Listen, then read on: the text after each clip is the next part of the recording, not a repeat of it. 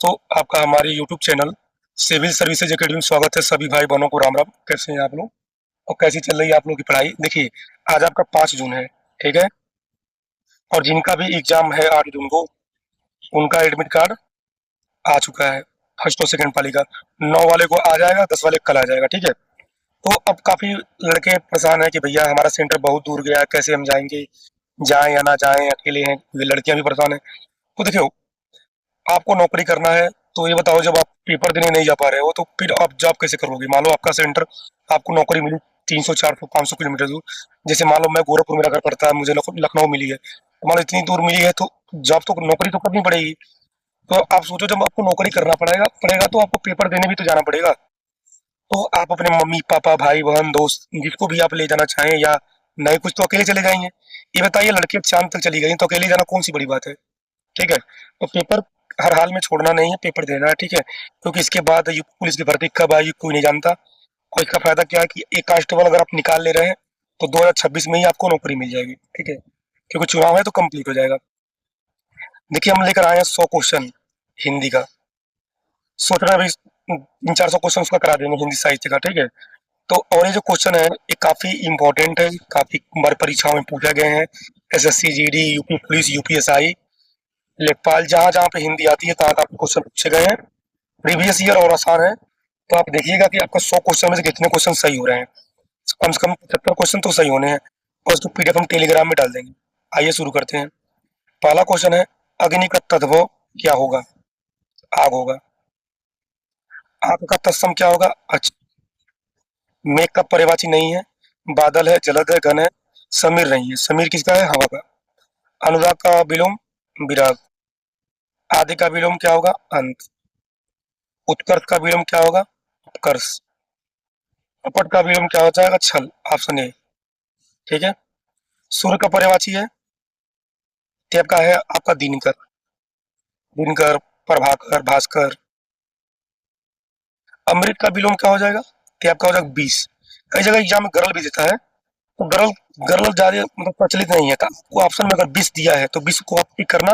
बाकी अगर अगर 20 नहीं रहेगा तब गरल मारना। इसका सही जवाब होगा ऑप्शन बी, ठीक है। घर का तत्सम क्या हो जाएगा? सभी। गृह भी है, सदन भी है, अलय भी है। आगे देखिए, सुंदर का विलोम क्या होगा? तो आपका होगा कुरूप और बदसूरत। सही जवाब क्या होगा? ऑप्शन डी, बी और सी दोनों। रात्रि का तद्भव क्या होगा? रात। आकाश का पर्यायवाची नहीं है, गगन है, नभ है, व्योम है, धरा नहीं है। धरा किसका है? पृथ्वी का, ठीक है। आगे देखिए, स्वर्ग का विलोम है नरक। इच्छा का पर्यायवाची है आकांक्षा, अभिलाषा, कामना, सभी का है, ठीक है। आलसी, आलसी का विलोम क्या होगा? उद्यमी, परिश्रमी, कर्मठ। इसका सही जवाब क्या हो जाएगा? ऑप्शन डी, सभी। कमल का पर्यायवाची क्या है? पंकज, नीरज, सरोज। तो इसका सही जवाब हो जाएगा सभी। इसका और होता है, जैसे मान लो अरविंद। अरविंद भी होता है पर्यायवाची। एक और होता है पुंडकारिक।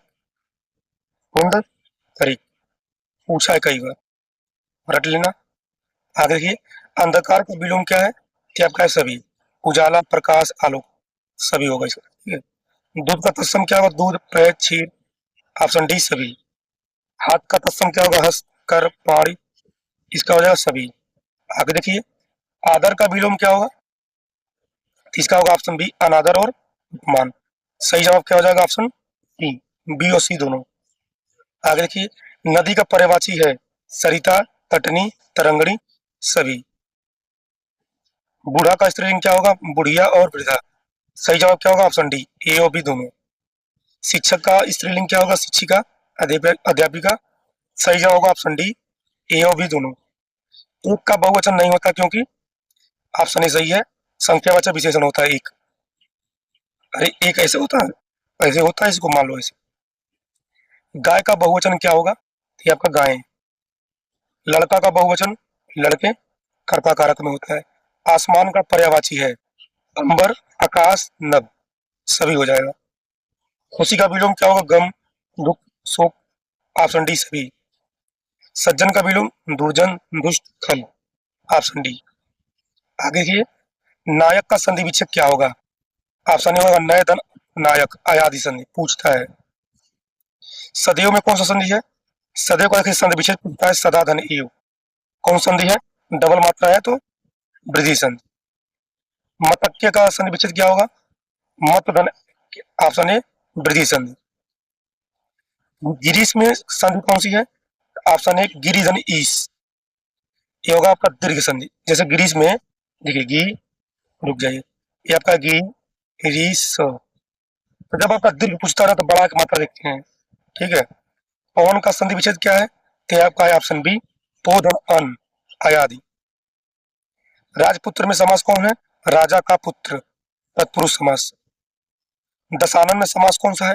ये बहुब्रीहि है। देखिए जब जब दो शब्दों की बात होता है वहां से तीसरा अर्थ निकलता है। जैसे मान लो दशानन, 10 सिर है जिसके, 10 है आनन है जिसके, यानी रावण, ठीक है, तो बहुब्रीहि। नीलकंठ में समास कौन है? Most important. इसमें आपका कर्मधार है, कर्मधार है और तत्पुरुष, ये और भी दोनों होता है। लेकिन देखिए अगर ऑप्शन में आपका कर्मधारय है तो कर्मधारय मारना, अगर आपका तत्पुरुष दिया है तो तत्पुरुष मारना। इसका पूछता है कर्मधारय मतलब नीला है जो कंठ जी से, ठीक है। आगे देखिए प्रतिदिन में समास कौन सा है? ये आपका अव्ययीभाव, दिन या दिन, ठीक है। त्रिभुवन में समास कौन सा है? क्या होगा? द्विगु, तीन भुवनों का समूह। उपमान उपसर्ग क्या होगा? ऑप्शन बी सही होगा, ठीक है। अनपढ़ का उपसर्ग कौन होगा? अन, ऑप्शन डी। क्वेश्चन नंबर 43 देखते हैं। पराजय में उपसर्ग क्या है? परा, ऑप्शन ए सही है। सुपुत्र में उपसर्ग क्या है? सु, ऑप्शन ए। बचपन में प्रत्यय क्या है?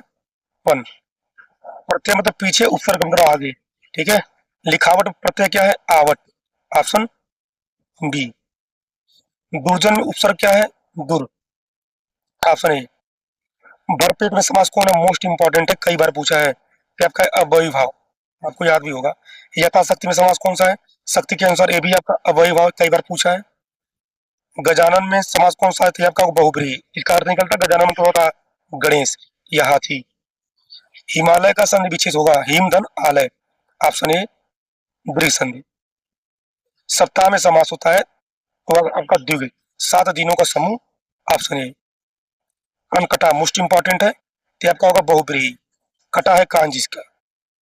आगे आजीवन में समास क्या है? तो आपका अव्ययी भाव, बहुत बार पूछा है। निडर में उपसर्ग कौन होगा? नी। आगे देखिए आग का तारा, मुहावरे का अर्थ क्या होगा? बहुत प्रिय होना, बहुत बार पूछा है। 9 दे 11 होना, भाग जाना, बहुत बार भी पूछा है। ऊंट के मुंह में जीरा का अर्थ क्या है? बहुत कम। आंधों में काना राजा, अंधों में काना राजा, ये क्या होगा? अज्ञानियों में अल्पवयी श्रेष्ठ होना, ठीक है। एक पंथ दो काज, एक रास्ते से दो काम होना। ये देखिए आप कहेंगे इजी है लेकिन कई पूछा गया है, तो देखिए एग्जाम में आपका सिली मिस्टेक होता है, तो इसके लिए मैं लेकर आया हूँ कि जो इजी क्वेश्चन हो वो आपका गलत ना हो, ठीक है। ये हो गया घर का बेदी लंका ढाए, घर का आदमी ही नुकसान करता है, जैसे विभीषण। जैसे करनी वैसी भरनी, जैसा कर्म वैसा फल। दूध का दूध पानी का पानी, इसका अर्थ क्या होगा? उचित न्याय करना। आगे के शुद्ध वाक्य निकालिए। मैं तुम्हें समझाऊंगा। अशुद्ध वाक्य कौन होगा? सीता ने गीत गाई, इसका शुद्ध शुद्ध क्या होगा? सीता ने गीत गाया। कलम से लिखा जाता है, वाच्य क्या होगा? कर्मवाच्य।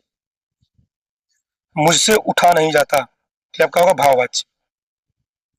राम खाता है, इसमें वाच्य क्या है? कर्ता।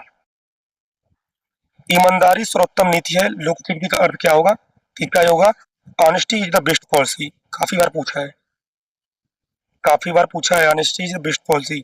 अब पछताए खुद क्या जब चिड़िया चुग गई खेत, सही अर्थ क्या होगा? समय निकलने पर पछतावा व्यर्थ करना।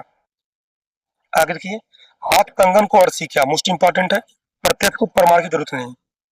नाच न जाने आंगन टेढ़ा, सही जवाब होगा क्या इसका? अपनी कमी दूसरों पर डालना, ऑप्शन ए। आम की आम गुठलियों के दाम, दोहरा लाभ। शुद्ध वाक्य बताइए। वह विद्यालय जाता है, पुस्तक पढ़ी जाती है, कर्मवाच्य। करुण रस का अस्थायी भाव क्या होता है? शोक, मोस्ट इंपॉर्टेंट। हास्य रस का अस्थायी भाव हास। भयानक रस का भय। रौद्र रस का क्रोध।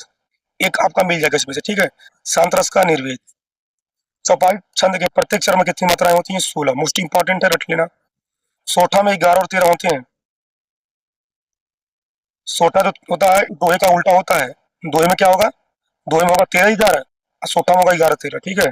रट लेना, एक मिल जाएगा। कवितावली के रचयिता कौन है? तुलसीदास हैं। सुर सागर का रचयिता सूरदास। बीजक के कबीरदास। एक और पूछता है कबीरदास की भाषा क्या है? तो सदुक्कड़ी है। निर्गुण काव्य धारक कवि हैं कबीर, पूछा है कई बार। रामचरित मानस की भाषा क्या है? मोस्ट इंपॉर्टेंट अवधि। कामायनी जयशंकर पर का मोस्ट इंपॉर्टेंट। साकेत आपके है मैथिली शरण गुप्त। उर्वशी के लेखक कौन है? दिनकर है। इनको क्या मिला था? ज्ञानपीठ पुरस्कार। इनका रचना और है उर्वशी है। कुरुक्षेत्र भी इनका है। आगे की अनामिका किसकी रचना है? मोस्ट इंपॉर्टेंट है, तो यहाँ पर सूर्यकांत त्रिपाठी निराला। माखनलाल चतुर्वेदी की रचना है हिम तरंगड़ी, बहुत बार पूछा है। चंद्रकांता उपन्यास के लेखक कौन है? देवकानंद पदरी। और देखिए ये उपन्यास ऐसा है ना जिसका हिंदी में अनुवाद करा के लोग इसको मतलब बहुत ही प्रचलित था। ठीक है। आगे देखिए भारत भारत की रचयिता कौन है? कि आप कहोगे मैथिली शरण गुप्त। क्वेश्चन नंबर 93 है, झांसी की रानी कविता किसने लिखी है? सुभद्रा कुमारी चौहान। यमक अलंकार का उदाहरण क्या है? काली घटा का घमन घटा। घटा शब्द दो बार आया, इसका अलग अर्थ होता है। एक और होता है कनक कनक ते सौगुनी मादकता अधिकार। वाह खाए बौराए जाए, वाह पाए बौराए। इसमें भी कनक का अर्थ होता है सोना, एक कनक का अर्थ होता है धतूरा। सोना मिलने पर भी आदमी बौरा जाता है और धतूरा खाने पर भी बौरा जाता है। ये भी पूछता है, तो कई बार पूछा है वो। अनुप्रास अलंकार परिभाषा क्या? अलंकार का उदाहरण क्या है? क्या आपका होगा? चारुचंद्र की चलचल किरणें। ऑप्शन ए और ऑप्शन सी। पापी मनुष्य भी आज मधुर मधु गाता है। ठीक है। वर्णों की बार बार वृद्धि होती है, आपका हो जाएगा ए और डी। ए और सी होगा, ऑप्शन डी सही है। ठीक है। उपमा अलंकार में क्या होते हैं? उपमेय उपमान वाचक धर्म। रसों में रसो व सह किस वेद में दिया है? क्या आप कहते हैं तैत्तरीय उपनिषद रस की परिभाषा। रस कितने हैं बताइए कमेंट में आप। हिंदी भाषा का जन्म किसमें हुआ है? सौरसेनी। खड़ी बोली का पहला महाकाव्य प्रियप्रवास अयोध्या सिंह उपाध्याय हरिओं। हिंदी दिवस कब मनाया जाता है? 14 सितंबर 1949 को। प्रथम हिंदी सम्मेलन कहाँ हुआ था? नागपुर में हुआ था, दिल्ली। ठीक है। तो ये आपके 100 क्वेश्चन है और मैं कोशिश किया हूँ मुश्किल से मुश्किल कम समय में खत्म करने का। इसको आप एक बार देख लेना। हमको लगता है 100 में से आप 90 का सही कर दिया होगे।